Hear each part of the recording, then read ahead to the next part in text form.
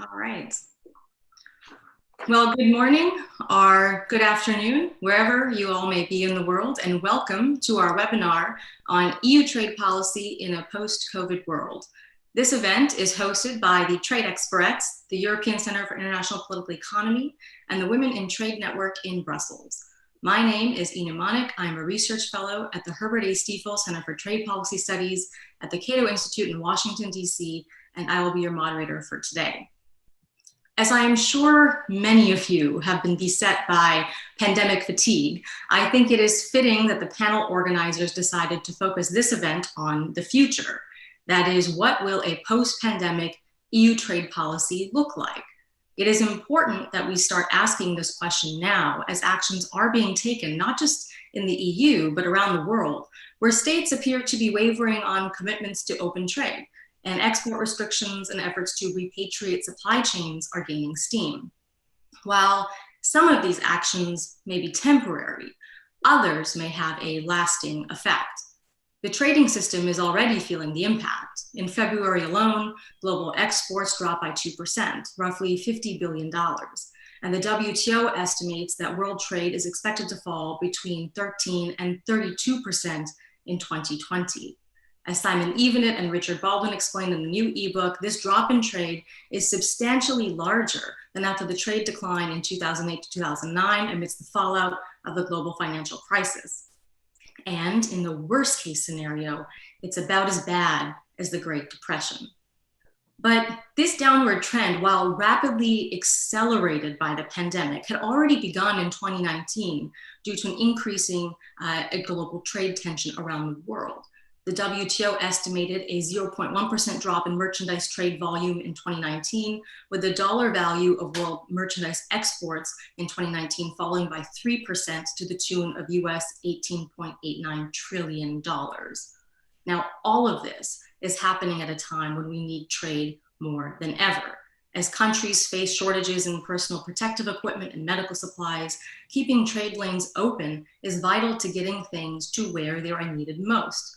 And given the fact that the vast portion of production of these essential supplies is concentrated in just a few countries, there is also a pressing moral obligation to keep trade flowing.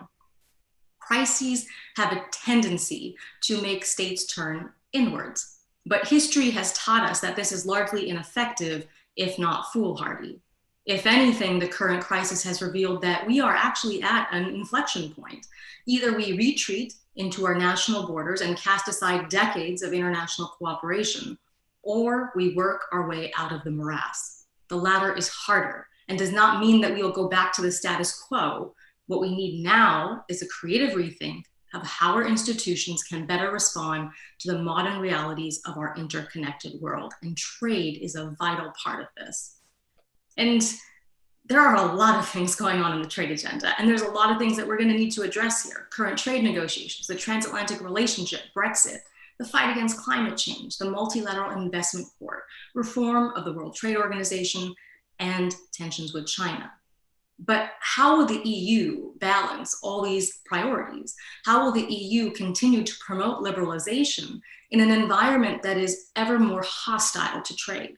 And how can governments ensure a level playing field for the private sector and speed up recovery after the crisis?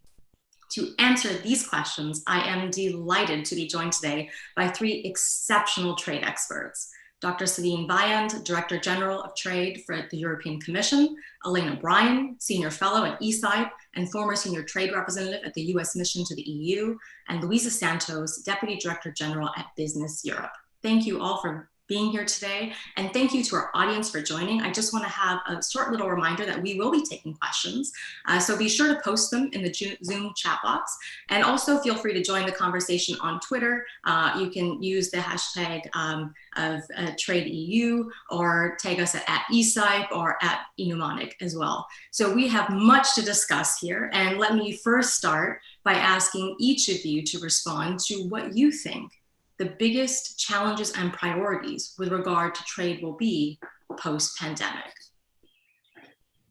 Sabine, would you like to start? Thank you very much, Inu, for setting us off and already identifying a lot of the issues we will be discussing in the next hour. And unfortunately, I have to say, I agree with the way you have painted the picture. It's not a very positive one.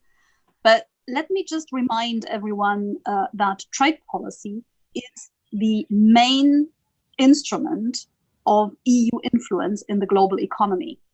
So over and above the commercial interest we may have, it is a geopolitical instrument, and probably the only real geopolitical instrument that the Geopolitical Commission and the EU has at its disposal. And the way we exercise that is through multilateral institutions, by taking leadership there, through our network of more than 40 preferential trade agreements, to which we are hoping to add over the next few years, but also through the impact of the external impact of our regulatory policies, the so-called Brussels effect. And the choices we are making in the crisis now will decide whether we are able to use these levers to get us out of this crisis more quickly. When I mean us, I mean not just getting the EU out of it, but actually the world economy. Trade policy is the only non-budgetary instrument that plays a major role here. The Commission proposed yesterday a recovery instrument as a fiscal stimulus, which is gigantic and necessary. But we also need trade policy as a non-budgetary instrument to get us out of the crisis. We saw that after the financial crisis, trade played a major role to get us out of there. 36 million jobs in the EU are directly supported by exports. 85% of growth are estimated to take place outside the EU in the future. We have to tap into that growth. And this is even more important as with the pandemic, we see that different regions in the world will take off at different moments as the pandemic strikes at different moments. So trade is extremely important. At the same time, I think you indicated that the crisis hit us as a moment when trade policy was already under challenge, I would say. And I see three mega trends that were reinforced now by this crisis. One is increased state intervention in the economy, which is, we saw tendencies towards managed trade already before. But now we have seen, obviously, at the height of the crisis, it's normal that governments intervene to ensure the essential service and goods supply to their citizens.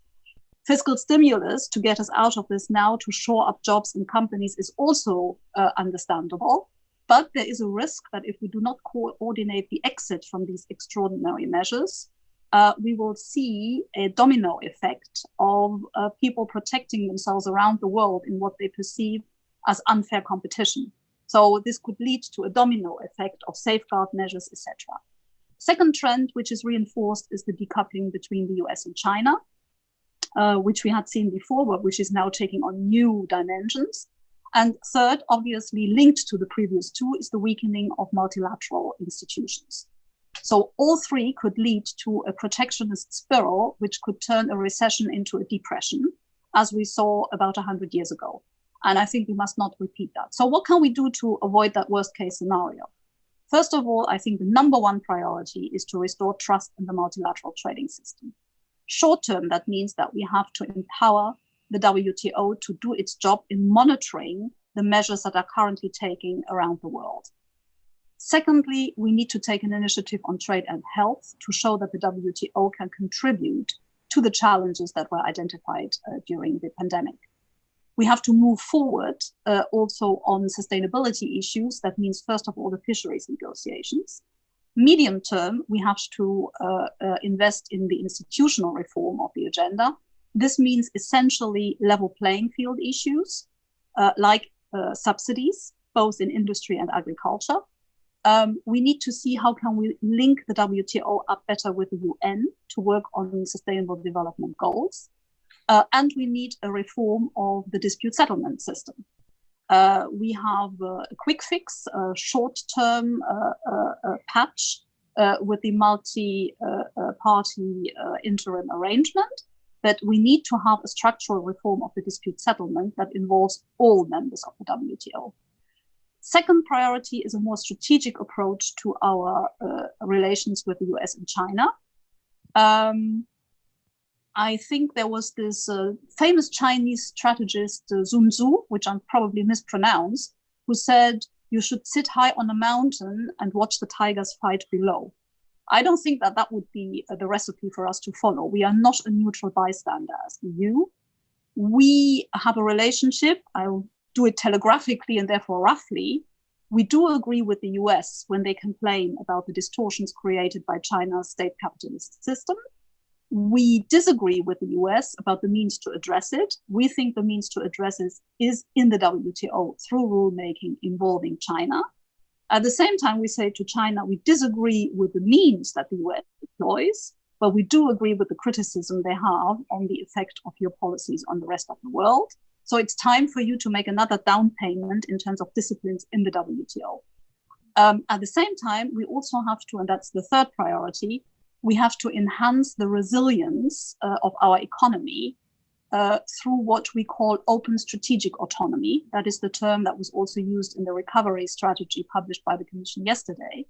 And that means a diversification of relations, a strengthening of our ability to fend off unfair trading practices through, for instance, FDI screening, through measures to address the distortive effect of foreign subsidies on the internal market. We will come with a white paper in June with this. We hope that we will finally get on the rule book the international procurement instrument. And obviously all the work we need to do in the WTO on industrial subsidies, which I already mentioned. The last point I wanted to make, resilience is not self-sufficiency. Yes, supply chains need to be reassessed. That is first of all a task for business, which will need to move away from organizing supply chains on the basis of pure cost efficiency considerations to risk management. As somebody on another panel said, they need to move from just in time to just in case. This we can support from public authorities through the trade rules we create, through our bilateral trade relations, etc. But reshoring, if everyone now goes for reshoring, everyone will be the poorer, and we risk ending up in a world where it will take us a lot longer and where growth will be anemic. So that's what we need to avoid. And that's why we will work on the basis of open strategic autonomy. And I'm happy to come back to details of that in the discussion. Thank you. Great, thank you. Elena, would you like to take over from that and add your comments? Sure. Thank you very much. Thank you for having me. When I think of post-pandemic, I have to ask myself, what does that mean? Because I don't think we know when we're going to be done with this. We may not be done with this for a long time. So I think there's kind of several segments that have to be dealt with, all of which are going to pose a challenge for the trading system. In the short to medium term, we don't know. Countries are starting to reopen. The US is starting to reopen slowly, more slowly in Washington than in other places. But there are predictions of another wave. The numbers this morning were unfortunately at 100,000 deaths. And with the unemployment figures, about a quarter of our workforce has filed for unemployment. So as we start to reopen, how do we manage the dual, how do we all in the world manage the public health and economy pieces, which are, it's not a choice, you need to do both. And how do we do that in a way that we don't use protectionism, that we don't come up with new protectionism or increase what we already have? That's one challenge. I think that's a challenge for all of us. The PPE stocks have been down. We need to figure out how to restore those in the short term without causing long-term damage, long-term bad decisions. So that's, I think, the first. Laying the groundwork for managing the economic shocks over the longer term. And there will be the financial aspects, certainly, of this crisis will be with us for a long time, because governments are creating large deficits in the need to shore up the economy in the short term, and hopefully to avoid depression. So how are we going to deal with those in the longer term? I agree with Sabine that reshoring is a bad idea. making sure that we're sufficiently diversified. And I think companies are looking at that now too. No company wants to be locked into a single supplier. I don't even want to be locked into a single grocery store.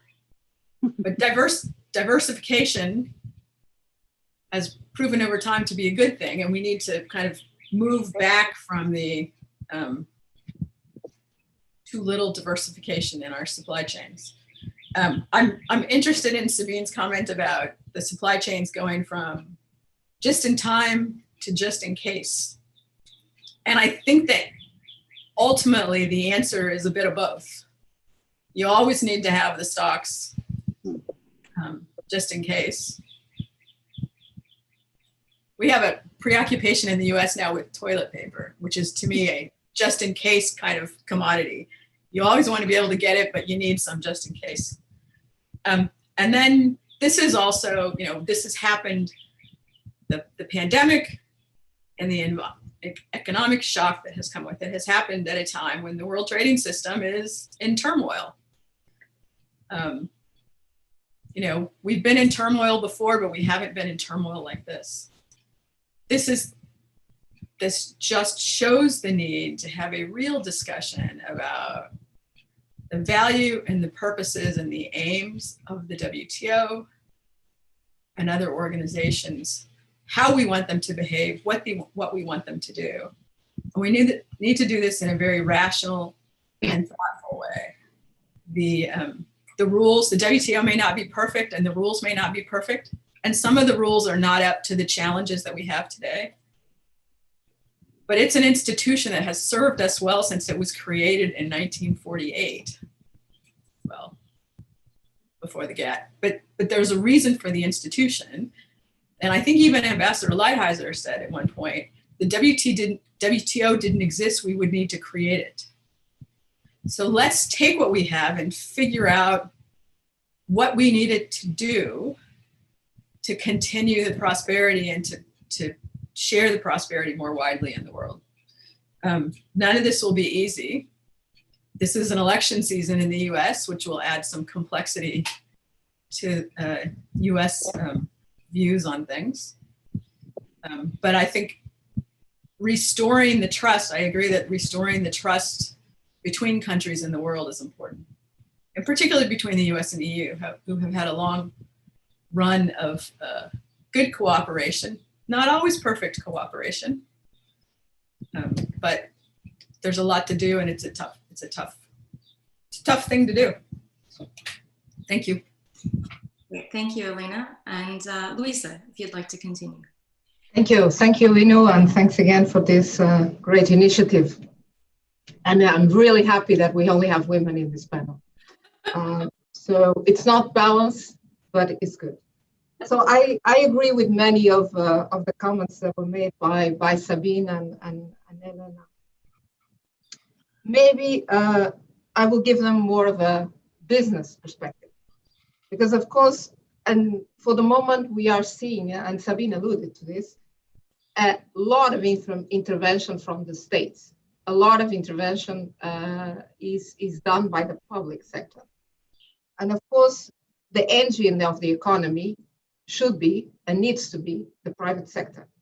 We know that there will be a lot of investments. Some of these might be public, but many of these will be together with the private sector. And we have two, and this is, I think, the basis of the EU recovery plan that was announced yesterday.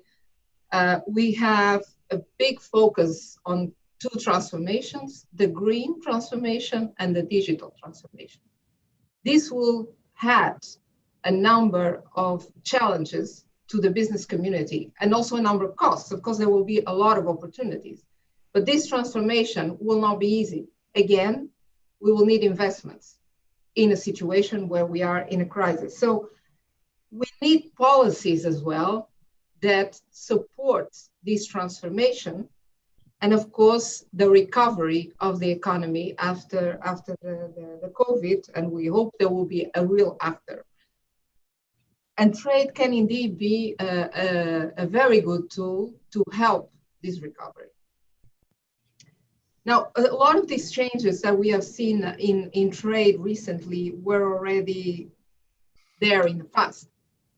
The fact that we have countries taking unilateral measures, the fact that you have countries simply not obeying by the rules, distorting the market.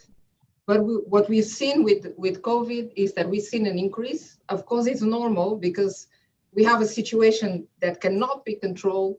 And the easiest decision for a government to do is, I'm going to take a measure, normally at national level, to show my citizens I'm in control. So we had a lot of this, even in the EU. And this also prompted the Commission to have to reply, on green lanes for transport and borders, on the export authorizations when it comes to PPE. So we have this reaction. Now, we have to make sure that these measures do not stay and do not prolong. These should be temporary measures. We know what happened during the 2008-2009 crisis. A lot of the protectionist measures that were taken at that time stayed for a long time. We had at that moment a more coherent G20, or at least I would say we have more leadership, at least from some of the partners like the US. So we will need, if the US is not ready to do this, we will need at least the EU to play this role, ensuring that these measures do not stay, that they are eliminated. The other point is digital trade. This pandemic has shown, and that's the reason why we're here today. I mean, we're all used now to do meetings and seminars instead with webinars.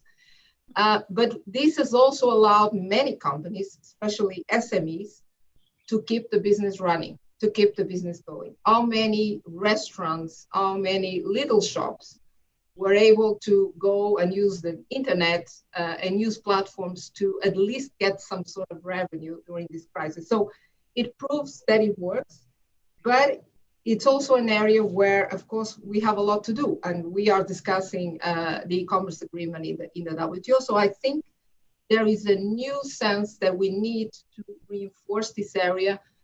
We need, of course, also to address some of the challenge, cyber theft. It's definitely also something we saw on the rise during this pandemic. So this shows that there are challenges, and it's important that we agree, hopefully within the WTO, on a set of rules that are supportive of digital commerce. Then sustainability and all this green, I mean, the Green Deal is also very much a priority of the EU.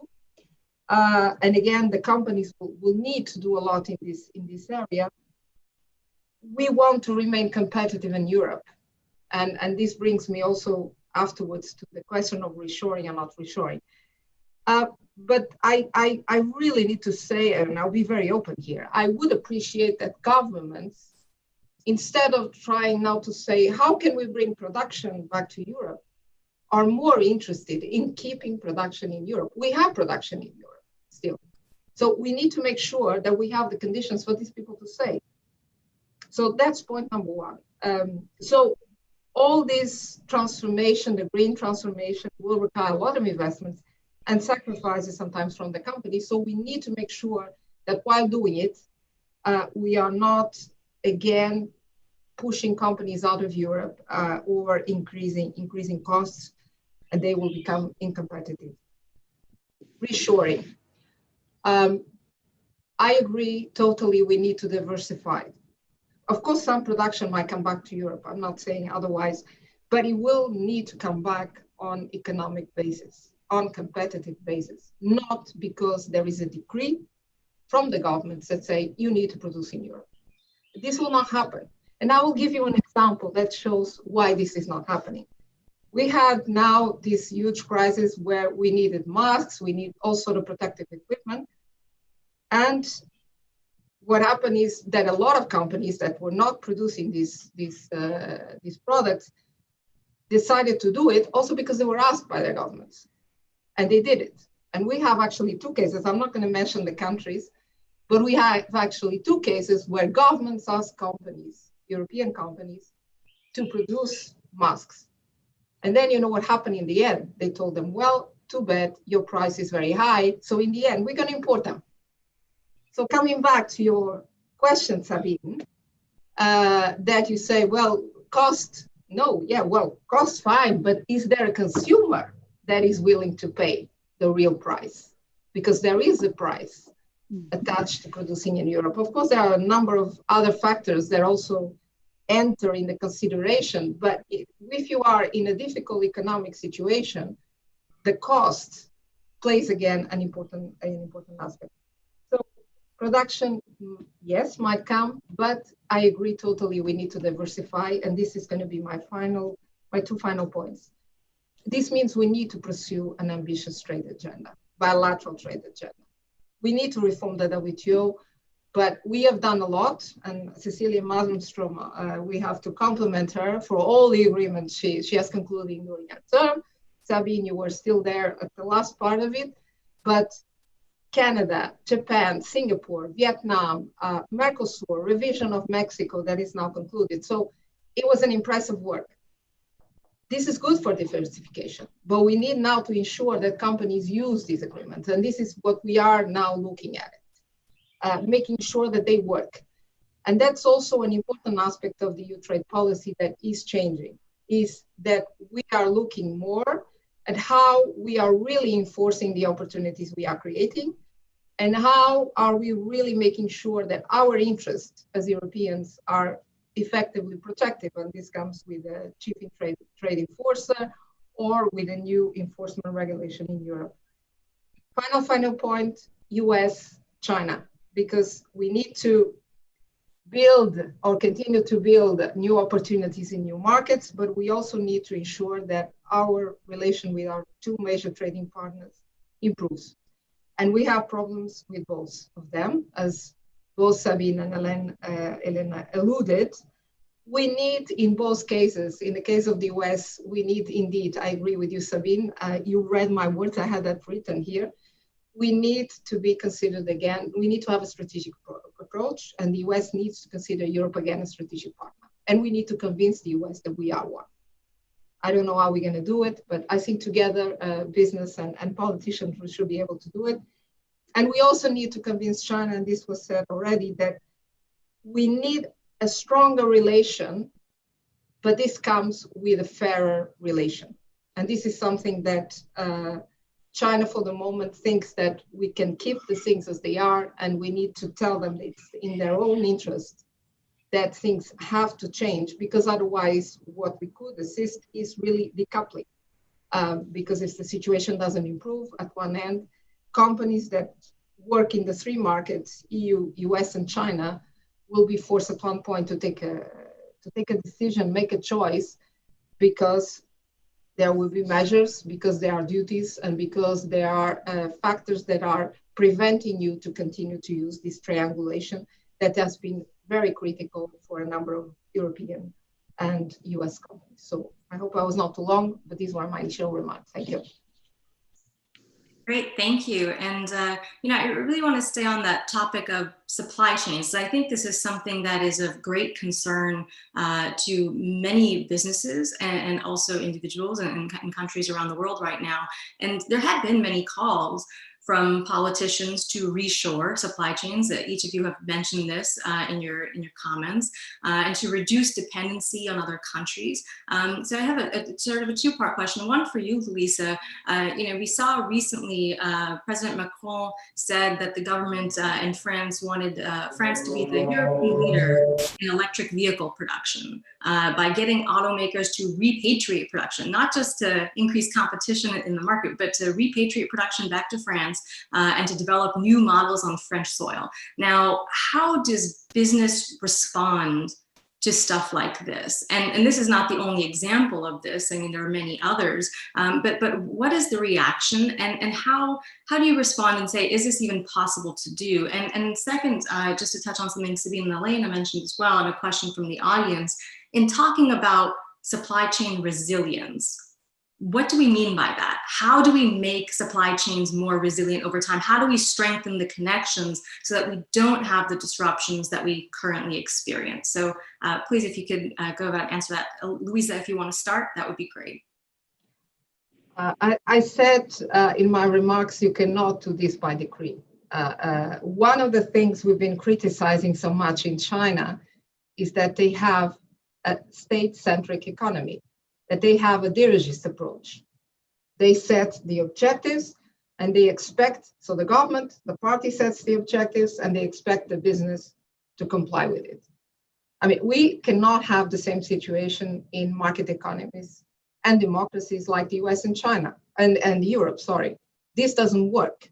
So again, even if you have incentives, and I'm sure there will be many right now, for companies to invest more in Europe, they would love to invest in Europe, because I don't think if you are leaving Europe or the US for a question of cost, I'm sure you would love to continue to produce in Europe or the US in many cases. But you need to have the right conditions for that. And it's not just because you are given an incentive to do an investment. If that investment is not sustainable in the medium to long run, you will not do it, because you have to think. You cannot think about 2 or 3 years. You have to think about a project that in many cases, when we come to production in manufacturing, is 10 years, 15 years down the line. So you need to consider this. And then the other point I would have to make is that if you want really companies to change the approach and to cooperate more, you also need to create conditions like research and innovation. Do we have the necessary skills? Do we have flexible or enough flexible regulation as well in certain areas that allows innovation to succeed? So this is a set of conditions that need to be there so you can really attract more investments to Europe. But I insist, I would not like to see in Europe an economy that looks like China. I would prefer to see in China an economy that looks more like Europe.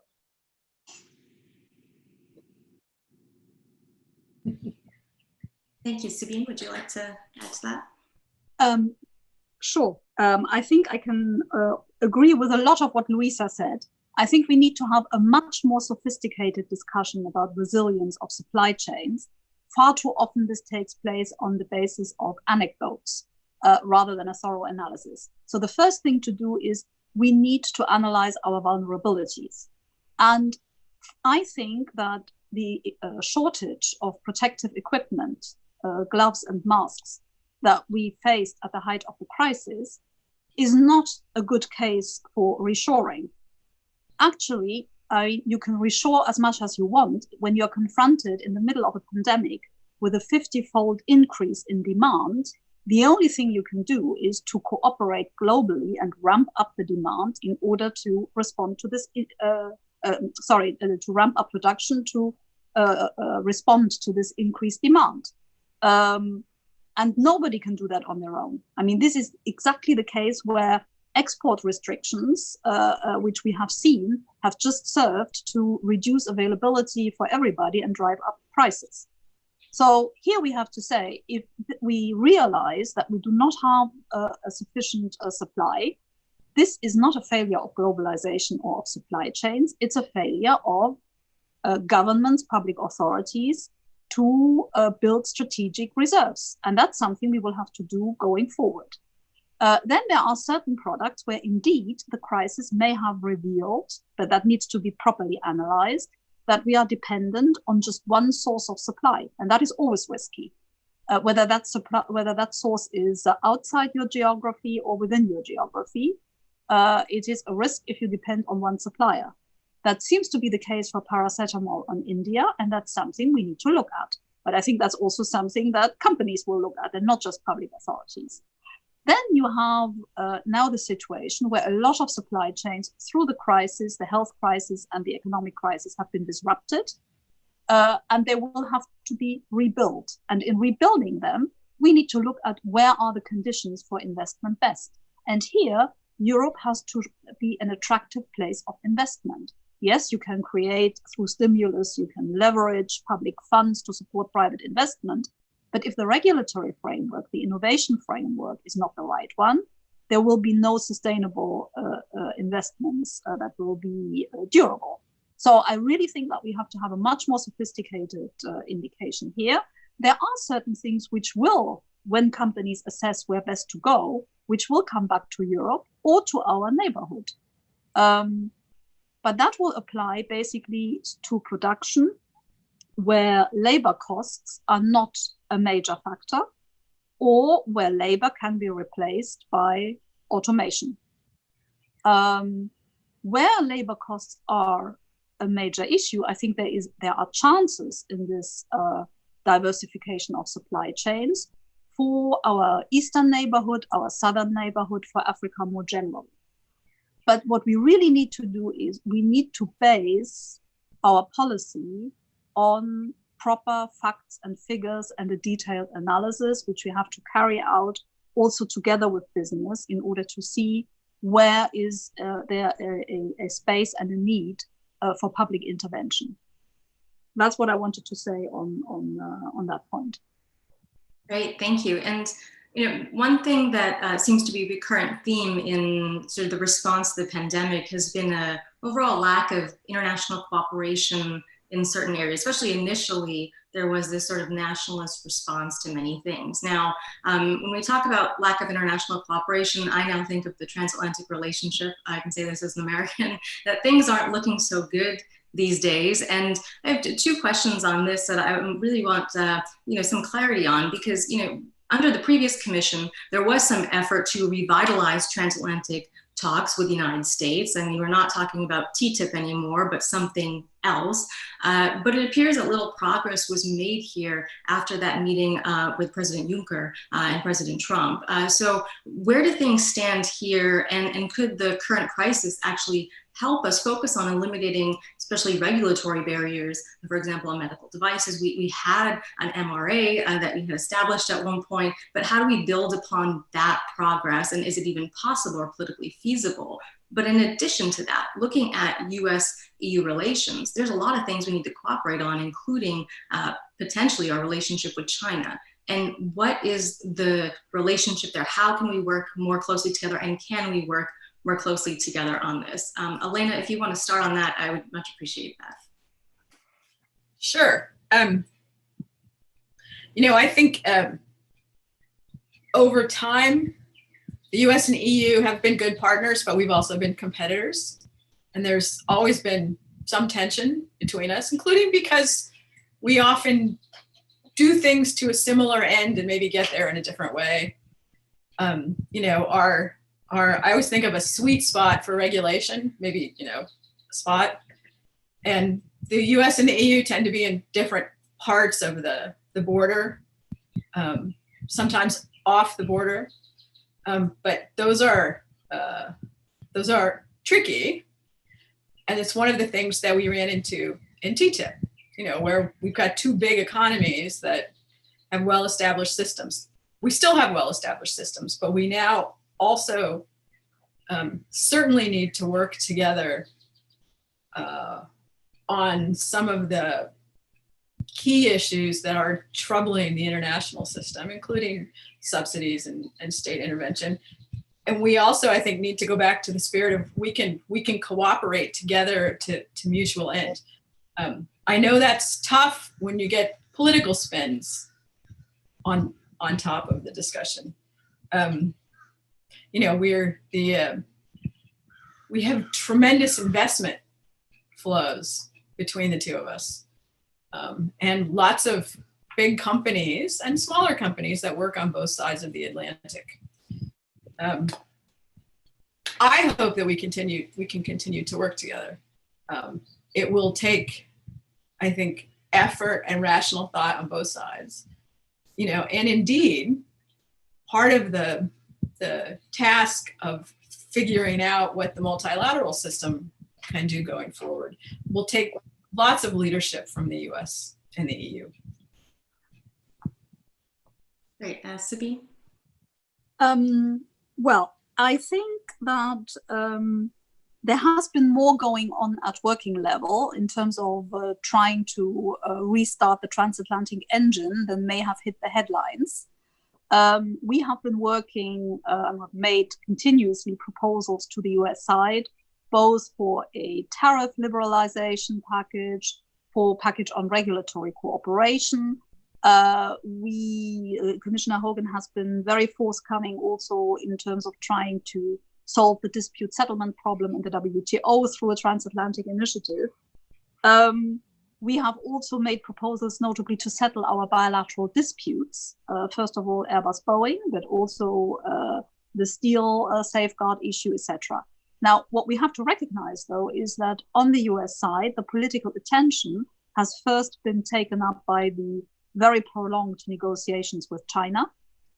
And we thought that we might have more of an opportunity after the conclusion of the so-called phase one deal, but then the pandemic started hitting. So I think we have suffered from a crowding out of political attention from this, but the discussions are ongoing. We have also, in the context of the crisis response, suggested to the US that it would be good if we were to cooperate both on the stimulus in order to restart the economy, but also on the exit from the extraordinary measures in order to return to market-oriented conditions, which we are both attached to. Well, let's see, the jury is still out. We haven't given up hope yet. But of course, you know, the window is a very narrow one, given the election calendar in the US. You raised the issue of cooperation on China, and indeed, we have been cooperating well with the US and Japan and the trilateral cooperation in order to establish some definition of subsidies that should be considered prohibited, and which we would like to translate into a plurilateral agreement in the WTO.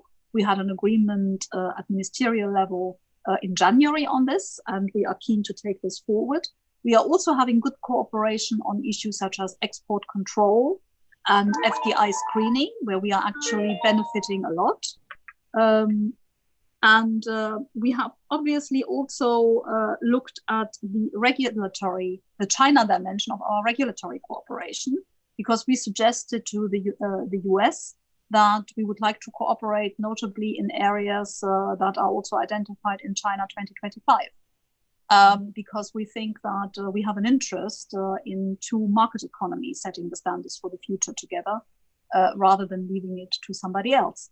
But as I said, we have not given up. We are fully engaged and fully committed, but we have to recognize that the political momentum has not been with us so far. But we are not easily discouraged.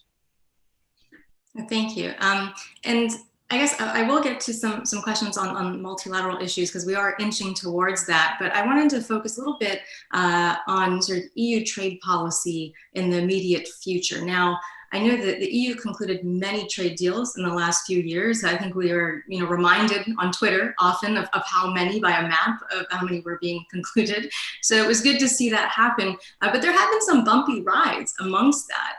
I don't need to mention, I guess, CETA. Everyone knows about what happened there. Still not complete in its ratification stage. There were issues about what was meant by mixity, what was allowed, what were the competences of the EU level and the member state level in certain issues. And David Kleiman and Gesa Kubik wrote an article on this, some skepticism that Opinion 215 of the CGAU settled the matter on mixity. They argued that there were further challenges potentially ahead to EU FTAs that could basically be kind of fomented in the Mercosur agreement, Mexico, Chile FTAs, as we see for greater calls for sustainable development, the reopening of PACs maybe to increase environmental protections and other issues. So how do you all see the future of trade agreements between the EU and external countries when there are all these problems of what goes into a trade agreement? It's a big question we're having now, because everyone seems to be throwing everything into trade agreements these days. And how can we actually get the member states behind sort of ambitious agreements if that's the way forward? So any of you want to take that question, please go ahead. Maybe I can start from a business perspective, because I mean, we are not against having directly non-trade or non-trade, some years ago was considered issues included in the free trade agreement. And we know that this has been basically the bulk of the sustainability chapter, for instance, in the EU trade agreements, is increasing exponentially, because we are introducing more and more provisions that have to do with social or environmental and climate aspects, animal welfare. We know There's indication also for consumer rights, gender balance. So this chapter is increasing. The question is, we understand why it is, because it comes back precisely to your question. I mean, there are not many policies in Europe where the EU has a power independent from the member states. So, of course, in this policy, you also have seen, and come back to my previous remark, we have seen deliverables. We have seen agreements coming up. While in other areas that relate also to negotiation in multilateral fora, let's talk about climate change, for instance, you have a lot of problems and a lot of difficulties in obtaining an agreement. And then the level of enforceability of this agreement is, of course, not comparable.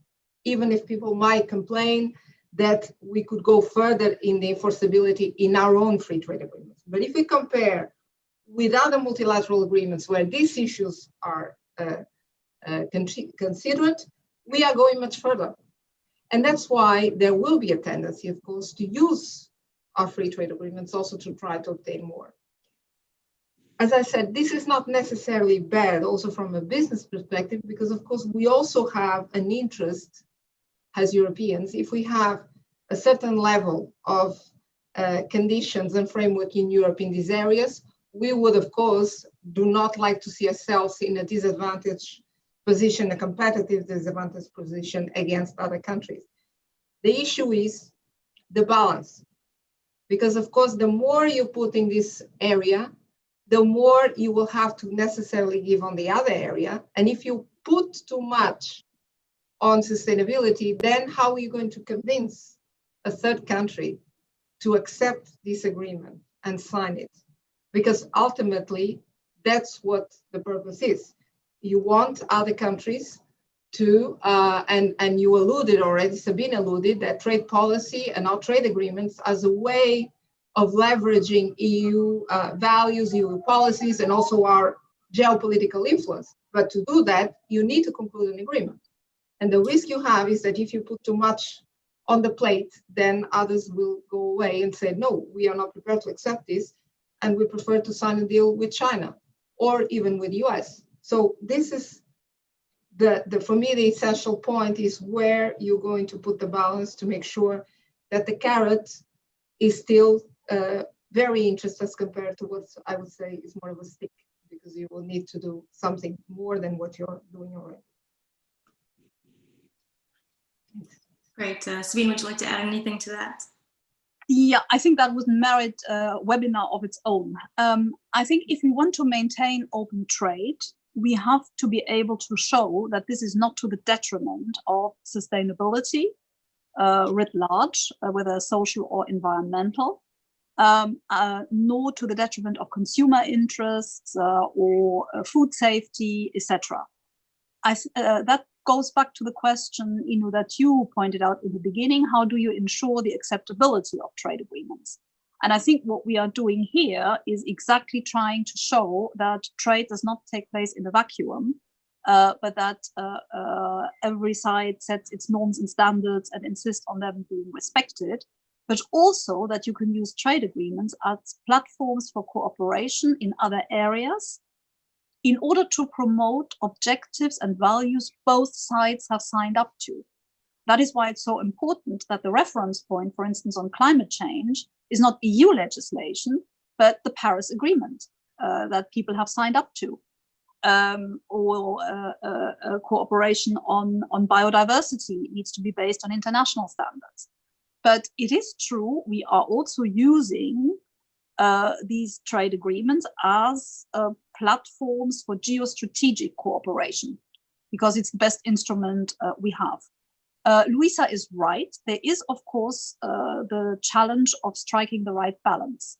So far, I think with the attraction of almost 500 million consumers and a single market binding together 27 countries, we have proved to be attractive enough for people to sign up to deep agreements and not just shallow, superficial ones that only focus on tariff elimination.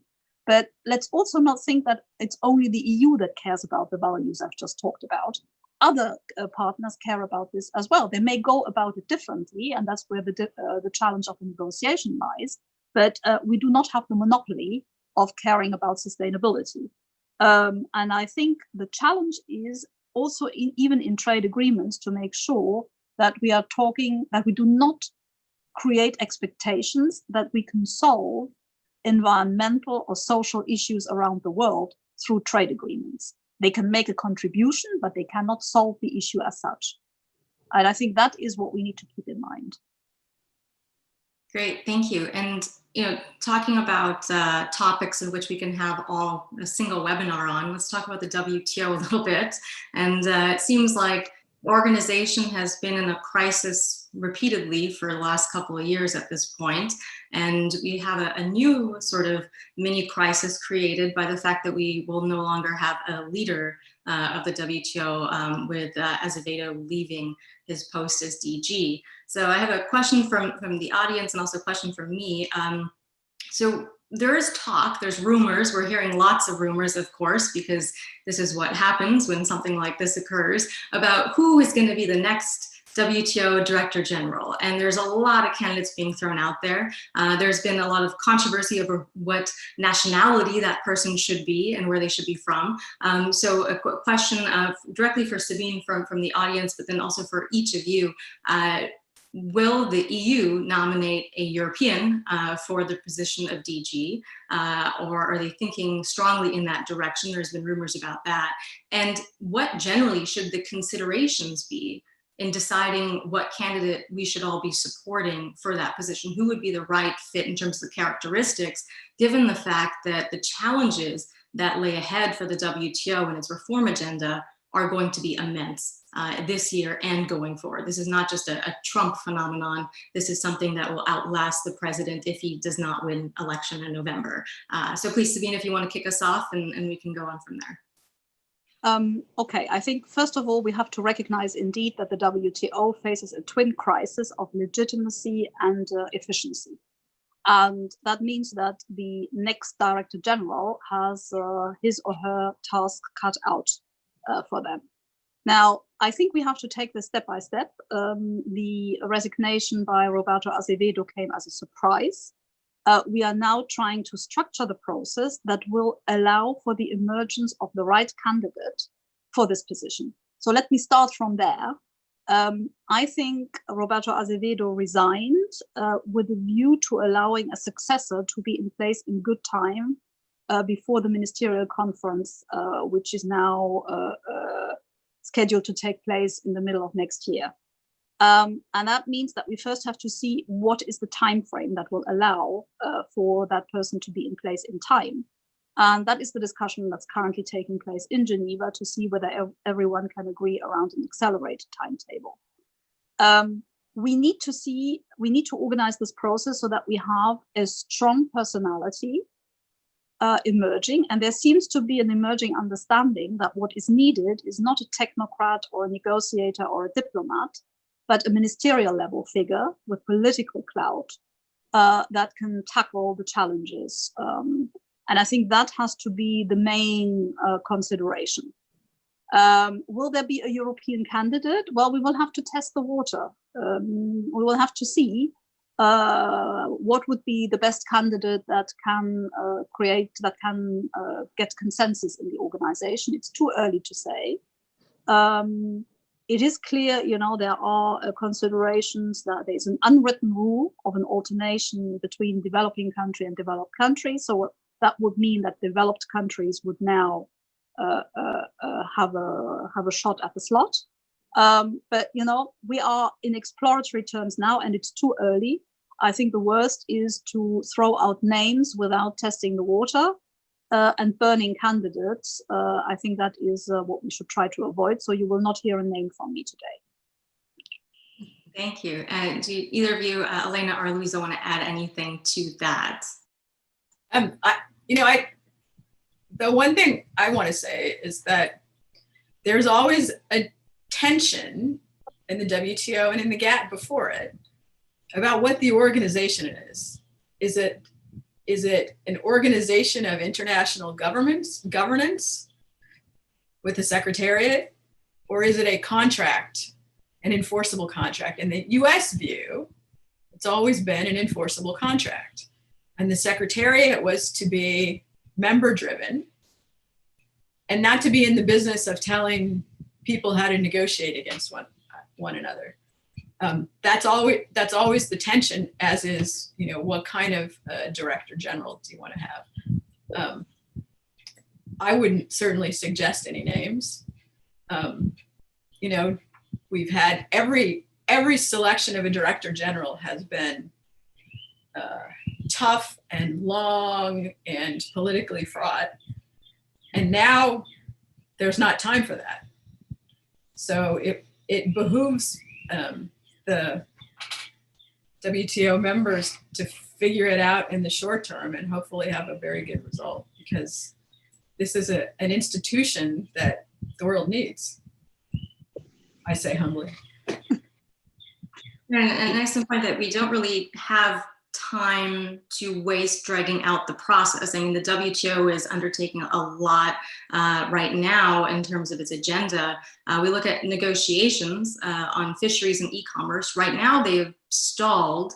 And this was even before the pandemic, though. We saw that last year there was difficulty in getting to a yes on fisheries in particular. Now, my colleague James Bacchus and I have noted that failure in fisheries, we think, would be the death knell of the WTO is negotiating function in many ways, because this should be something that maybe we should be able to agree to, like eliminating illegal fisheries subsidies seems a little obvious to some of us, but maybe not to all. So what do you think about that? Do you agree? And do you think that we can conclude these talks or any other talks at the multilateral level, given the challenges that we're currently facing in getting the negotiations forward? And without a DG, or even if we have an interim DG in place, how are we going to get these negotiations across the finish line this year, if at all? If I may start, because I still wanted to pick up on the previous question. Actually, I think that even in member-driven organizations, and I think, well, I belong to one, Business Europe, and many business organizations are driven by the members, so they are member-driven organizations. The Secretariat has an important role in moving the process forward, in sometimes suggesting areas of work. So I think that the paralysis of the WTO, in our view, is precisely because the Secretary basically is kind of a mailbox. So if it is seen from many sides as a mailbox, then of course it will be very difficult to move the organization forward. And also, no matter what candidate we have, he will always, or she, because maybe it will be a lady, will face always a lot of problems, because we are basically at that fundamental stage. I'm not saying it's going to be the Secretariat deciding how the countries should negotiate, but they should have a more active role and proactive role. And we've seen that in the past, there was a more proactive role in some areas. So that's one point from our side. The second point is, of course, that for business, because this looks very much like an organization where only members, governments are interested. No, the business community is very interested in the organization, and that's why this whole initiative of Director Azevedo on the trade dialogues that involve the business has shown precisely the importance of business. Why it is important? Of course, because we need new rules in new areas, like digital trade, I mentioned already, but also areas like subsidies, that's clear. But we need a functioning dispute settlement as well.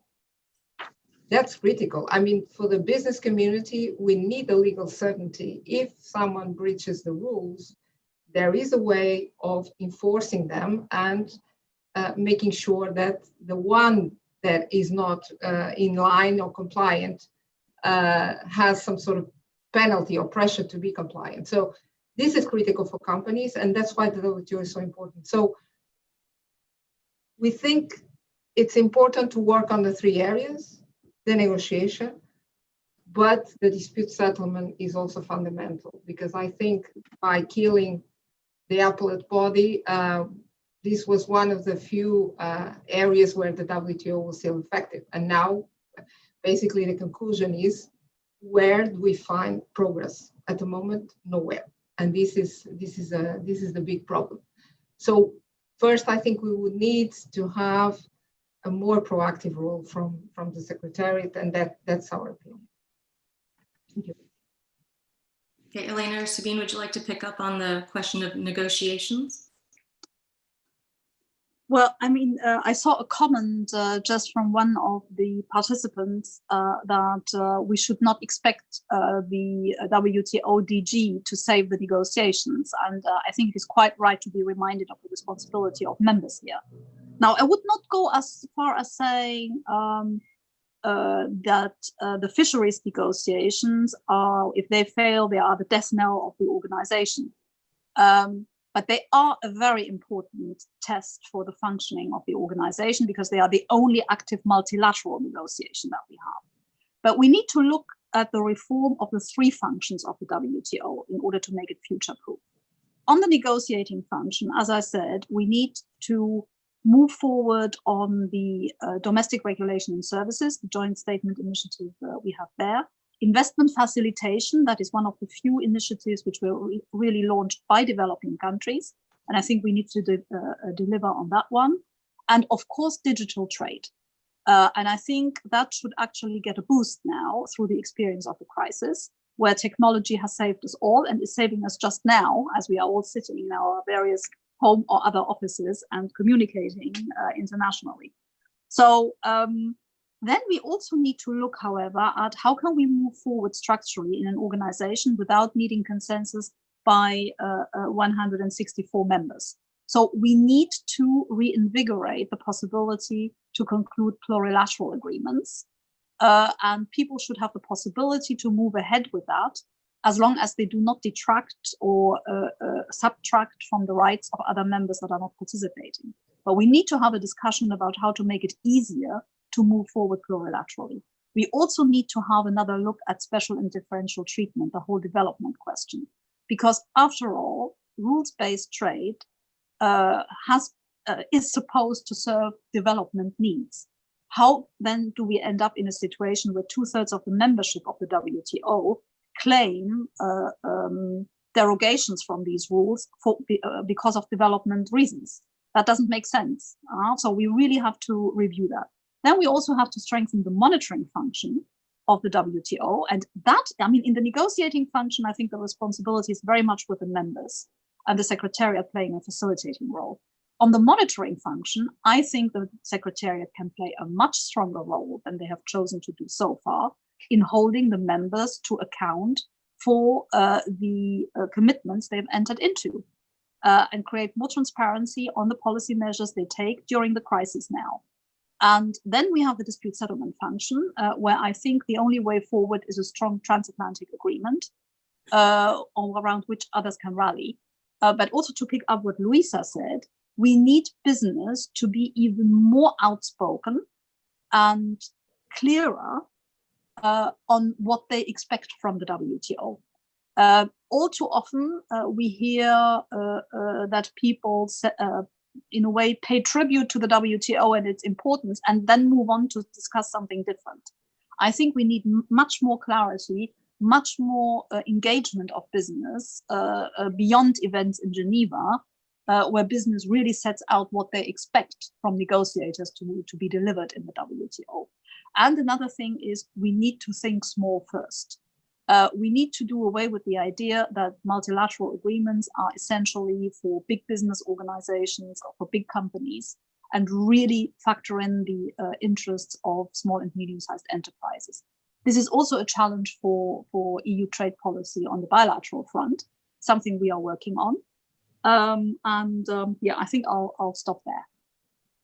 Great, thank you. And I have one more question I'll take. I'm just going to go a little bit over time from the audience, actually, which is a question that I think is kind of close to home. As you mentioned, we're all sort of sitting at home now. I'm stranded in Canada because there are no flights back to Washington at this point. So there has been this collapse in air travel around the world. And one of the famous WTO cases that has been a saga, I think, for the US and the EU has been the EU Airbus and US Boeing case, the aircraft subsidies dispute. Now, there's no flights, the airline industry is collapsing. Does this make it possible for us to get to a negotiated solution, or easier or more difficult because of that? And do we see this dragging out further than the current time period? Elena, Sabine, if you'd like to take that, Louisa, please. Sabine? Elena, that's okay. Look, I think it's time to put this conflict to bed after 15 years where we have enriched lawyers on both sides. And I think we need to look to the future. And the main challenge is to have a level playing field, not just between Airbus and Boeing, but also vis-a-vis third countries. So we should work on developing disciplines for aircraft subsidization for the future. That requires that we put to bed the current conflict. And from our point of view, I mean, we have agreement and on the adjustment of contracts for the A350 that would constitute compliance on our side. The US, and we have offered to the US to settle the current conflict through compliance on the remaining elements of subsidization. The US, however, is very comfortable in the current situation because they got their award before we got ours, and they've imposed sanctions on the EU, and they don't seem to be in a hurry to lift them. So I'm afraid that we will have to wait for our award and for the imposition of sanctions by the EU on the US side in order to rebalance the level playing field in terms of the negotiation. So I think we will probably have a few more difficult months ahead of us before we manage to get everyone to the negotiating table. But that would be our objective, and we don't think it would be rocket science to solve this conflict. And I think it is more urgent in the context of the need for economic recovery. Great. And I have to say something as well on this. I mean, I couldn't agree more. We need to find a solution fast. I mean, I remember not many years ago when I met Elena, we were in the middle of the TTIP negotiations. So we are trying to eliminate duties and to create a better business environment and increase the investments and trade between the US and China. We are now struggling with a number of duties. In our case, as Europeans, either 232, additional duties on steel and aluminium, safeguards on our side, and then all the countermeasures related to the case of Airbus and Boeing. So our exports to the US are suffering from this. So we were the first to say when we went, the last time we went to Washington, and that's when we could still go there, in September last year, we told the US administration, find a solution. And we know the Commission is ready to do so. And it makes sense because if we want to discipline this area, subsidies in the aircraft area, aircraft manufacturing, I think this is an excellent opportunity to do it and avoid that other industries that have nothing to do with this are being hit and are suffering in their exports on both sides. So I think that it is indeed, and I hope the crisis will be a good stimulus also to try to find a solution because we need one. Very urgently. We know that now the US is thinking again of revising the list. So this carousel measure that is, of course, creating further uncertainty for European business because we don't know which products will be now in the list. So this is definitely a priority for us is to try to find a solution that lifts these duties. And we definitely don't want an escalation or a further escalation. I'm very sorry, but I really have to leave you. I'm already late for a meeting. Would you allow me to make one final remark? Because yes. I saw a point from the audience saying civil society should be involved in the discussion of the trade strategy. And here I just wanted to point out that the Commission has yesterday announced as part of its work program that we will review our trade policy strategy before the end of the year. We will launch a public consultation on this in the coming weeks, and that obviously relies on input from all parts of civil society. And we will also organize events in order to be able to have an interactive process. And I'm looking forward to continuing the discussion, of which we could only scratch the surface today. But I'm really sorry I have to leave you here. Thank you very much to the organizers. It was a great pleasure and hopefully not the last time that we spoke. Thank you very much. And I think that's all the time we have for today. Anyway, so thank you, Sabine, Elena, Louisa, for joining us today. Thank you very much to the Trade Experettes, to the European Center for International Political Economy and the Women in Trade Network in Brussels for hosting this. And thank you, the audience, for watching and for your excellent questions. I think we all have a lot to think about after these great responses. So thank you very much. And the recording will be available online shortly for those of you who missed it. Thank you, and have a good afternoon or evening.